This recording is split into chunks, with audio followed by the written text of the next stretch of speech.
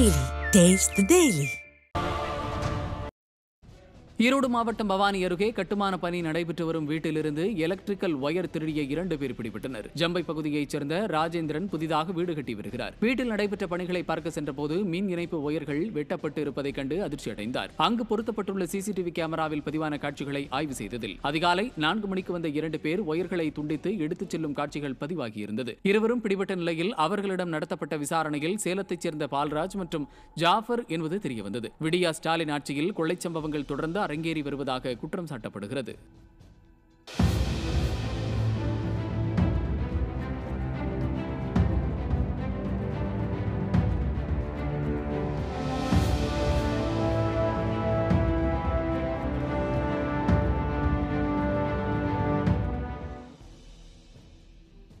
ஈரோடு மாவட்டம் கொடுமுடி அருகே ரேஷன் அரிசி கடத்திய 2 பேர் பிடிபட்டனர். அரசம்பாளையம் பகுதியில் வந்த ஆம்னி வேனை நிறுத்தி சோதனை செய்தபோது ரேஷன் அரிசி இருந்தது தெரிய வந்தது.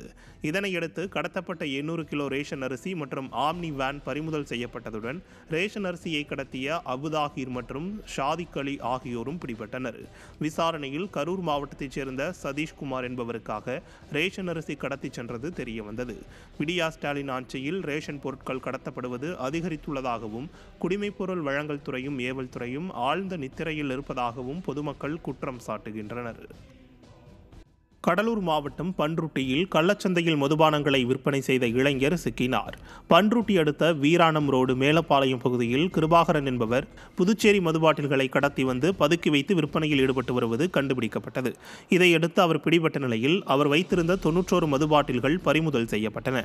திமுக ஆட்சியில் மாநில எல்லையில் ஏவல்துறை லஞ்ச லாவண்யத்தில் திளைப்பதால் போதைப் பொருட்கள் நாள்தோறும் கடத்தப்பட்டு வருவதாக பொதுமக்கள் குற்றம் சாட்டுகின்றனர்.